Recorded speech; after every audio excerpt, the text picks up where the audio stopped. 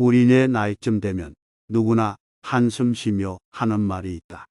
자식 키워봤자 모두 허사야 하는 말이 그것이다. 물론 모두 이렇게 자조적인 것만은 아니다.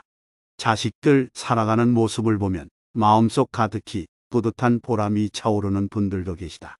그러니 자식 모습 바라보며 누구나 한숨을 쉰다는 말은 아무래도 과장임에 틀림없다. 하지만 자식이 성장하여 장년이 되고 자기 역할과 자기 역량이 늘어나고 혼인을 하여 제 식구가 생기면서 갑작스레 자식이 남이 되는 것을 뼈저리게 느끼는 것은 늙은이면 누구나 겪는 일이다. 훌륭한 자식들이거나 훌륭한 부모의 경우에는 그렇지 않으리라고 하실지 몰라도 꼭 그런 것 같지는 않다. 자식이나 부모가 잘났든 못났든 상관이 없다. 부모와 자식이란 어떤 인간관계보다도 철저하게 애증이 들끓는 관계다. 자식이 제9실하게 되면 부모는 쓸모없는 사람이 된다. 자식이 제9실을 못하면 끝내 부모는 가슴에 못이 박힌 채 살게 된다. 이것은 당연한 자연의 섭리인 듯 싶다가도 가만히 생각해보면 무엇인가 아쉽다. 그래서 억지를 부린다. 못났으면 못났기 때문에, 잘났으면 잘났기 때문에 아직도 품에 안고 있어야 하고, 아직도 타일러야 하고, 아직도 절대적으로 존경받아야 하고, 그리고 아직도 자식은 내 아이여야 한다. 그렇다고 다 큰 자식을 품에 안을 수도 없고 자식과의 관계를 끊을 수도 없다. 그렇다면 문제는 적당한 거리를 유지하는 일이다. 밀착한 관계도 소원한 관계도 바람직한 것은 아니니까 말이다. 세상이 바뀌었는데 여전히 대가족 동거를 주장하는 것도 조심해야 할 일이고, 그렇다고 다 자란 새끼니 이제는 나 몰라라 하듯 팽기칠 수도 없는 일이다. 그렇다면 그 거리란 얼마만한 것일까? 어떤 책을 읽다 발견한 이와 관련한 재미있는 이야기가 있다. 어떤 시어머니가 직장 생활을 하는 며느리를 위해 손발이 다 닳도록 살림을 해주었는데, 그래서 그 며느리는 훌훌 날듯이 직장 생활을 했는데, 시어머니가 한 열흘 정도 여행을 떠나자 그 며느리가 살림과 직장에 정신이 없으면서도 친구에게 이렇게 말했다는 것이다. 열흘 동안 얼마나 자유롭고 행복했는지 몰라라고 말이다. 또 이런 말도 있다. 자식은 끓는 국을 갖다 주면 꼭 먹기 좋게 식을 만한 거리에 두고 살아야 한다고 말이다. 이것이 비단 지리적인 거리만을 뜻하는 것일까? 글톤 마음이시고 따뜻해질 수 있는 그런 마음의 거리이기도 하지 않을까? 이런 걸 보면 우리가 더 현명하게 거리를 헤아리며 살아야, 그래야 더 잘 늙어가는 사람이 되는 것 같다. 몇 년 전부터 자주 듣게 된 신조어 중에 헬리콥터 엄마, 헬리콥터 아빠라는 말이 있다. 자식이 다 크고 성인이 되어서까지도 자식 주위를 빙빙 맴도는 엄마 아빠를 일컫는 말이란다. 학교 다닐 때는 성적 관리에 시간표 관리까지 도맡아 해주고, 졸업 후에는 취업 인터뷰에 직장 잡고 다니는 일까지 다 알아서 해준다니, 자식들과 물리적인 거리는 참 가까운 엄마 아빠일 거라 생각된다. 하지만 물리적 거리가 가까운 것이 꼭 좋기만 한 것일까? 엄마 아빠가 다 해주는 것이 아이의 인생에 더 나은 결과를 가져다 줄까? 어른이 되어가면서 얼마나 많은 일들을 스스로 사고하고 스스로 극복하고 스스로 해결해야 하는지를 스스로 부딪히며 깨달아 갈 수 있도록 물리적인 거리에 보폭을 좀 넓히는 건 어떨까? 자식들과 지리적인 거리가 멀어진다 해도 자식들과 마음만은 가까운 거리를 유지하고 싶은 것은 부모라면 누구나 갖고 있는 마음일 것이다. 공부하느라, 친구들과 어울리느라, 없는 짬을 내서 일하고 봉사하느라 바쁘다는 걸 그렇게 여유 없게 사는 것을 뻔히 알면서도 연락이 조금이라도 뜸하면 이놈들이 무슨 일이 있나 싶어지는 게 부모 마음이니까 말이다. 그래서 연락이 없으면 걱정하는 내색 전혀 하지 않으면서 무심한 척 안부 문자를 보내고, 남편과 함께한 셀카를 찍어 보내며 우린 이렇게 사는데 너흰 어떻게 사니? 보여다오를 간접적으로 요청하기도 한다. 멀지 않은 거리지만 찾아다니지 않고 자식들도 자주 집을 방문하지는 않기에 한 번씩 방학이나 연휴에 만나게 되면 시간 가는 줄 모르고 대화에 빠져드는지도 모른다. 어쩌면 그것은 적당한 거리, 자식과 부모가 지켜야 할 마음의 거리를 유지하기 때문에 가능한 일이라 여겨진다. 내 자식과 나의 거리, 그 거리가 뜨거운 것을 가져다 주면 먹기죠 캐식을 만큼의 거리인지 한번 생각해 본다. 너무 가까워 입이 될 수 있는 거리인지 너무 멀어 차가워져서 먹을 수 없는 거리인지 하고 말이다. 자식과 함께하는 인생도 마라톤과 같다.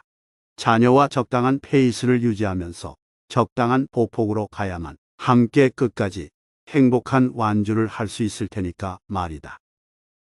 가족의 밀도. 우리는 생각보다 가까운 게 버거운 사이다. 사람들은 가족이라고 하면 타인보다는 함께 보내는 시간이 많은 사이라고 인식에 박혀 있다. 그렇지만 아이가 너무 어릴 때를 제외하고 부부와 자식은 생각만큼 같이 보내는 시간은 많지 않다. 하지만 지난 코로나19로 인해 의도하지 않게 함께 있는 시간이 많아지면서 집안의 밀도가 높아졌다.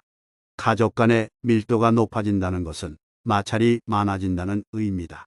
평소에 마음에 들지 않았던 행동 양식이 자주 눈에 띄게 된다는 의미다. 일주일에 자는 시간을 제외하고 20여 시간을 보내면 됐는데 100시간을 넘게 보내면서 많은 갈등도 생겨났다는 뉴스 기사도 심심치 않게 보았다. 타인이 아니더라도 가족도 적절한 거리는 필요하다. 자신만 아는 은밀한 사생활까지는 아니더라도 공간 속에서 나 아닌 누군가와 너무 가깝게 계속 유지하는 것은 스트레스를 유발하기 때문이다. 물론 스킨십도 좋은 영향을 미치지만 때와 장소도 있는 법이다.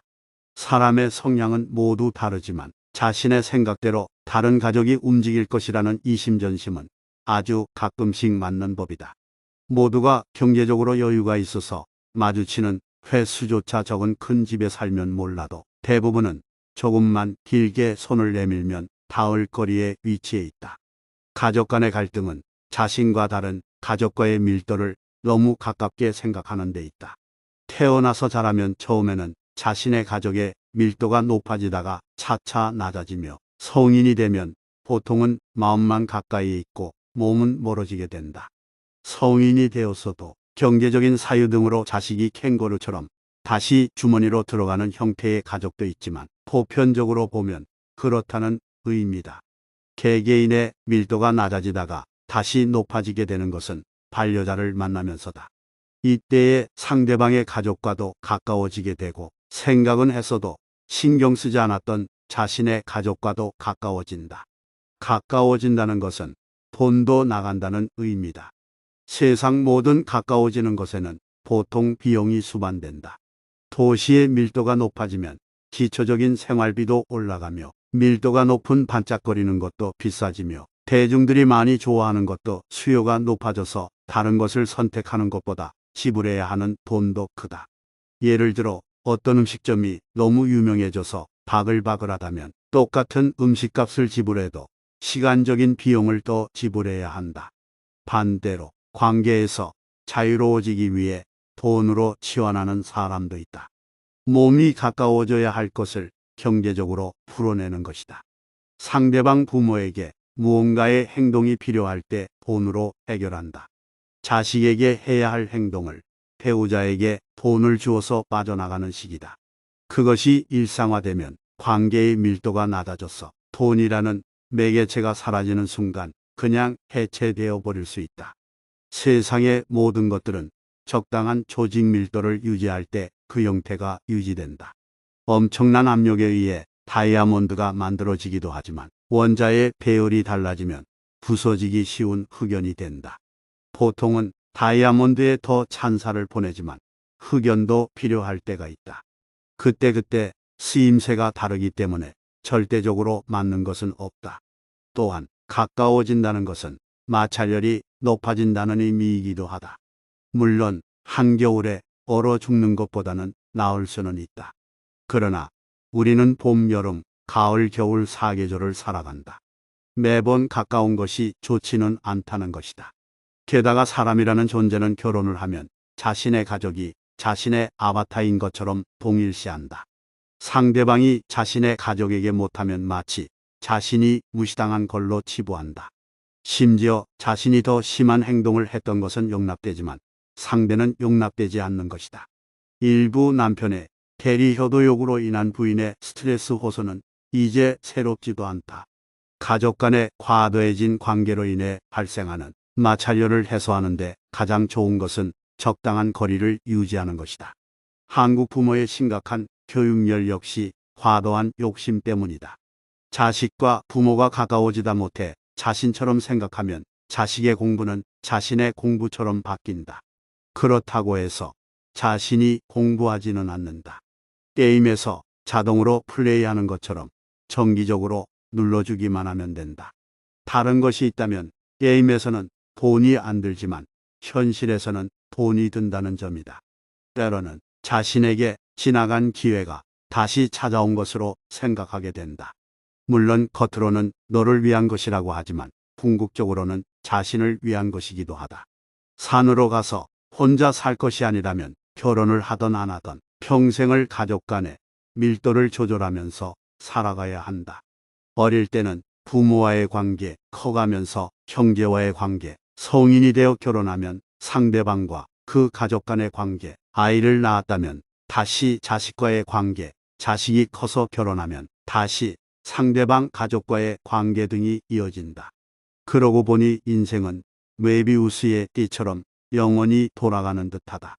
누구나 지옥에서 살기 위한 사명을 띠고 이 땅에 내려왔다고 생각하지는 않을 것이다.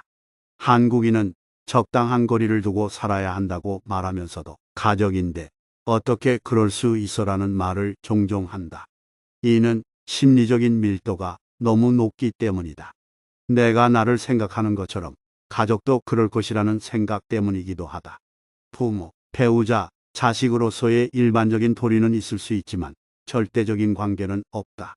분명히 타인과는 다른 밀도를 가진 것이 가족과의 밀도라는 것도 사실이지만 마냥 가까워지는 것이 버거운 관계라는 것을 염두에 두고 죽기 전까지 그 밀도는 항상 조절해야 된다는 것을 생각해야 한다.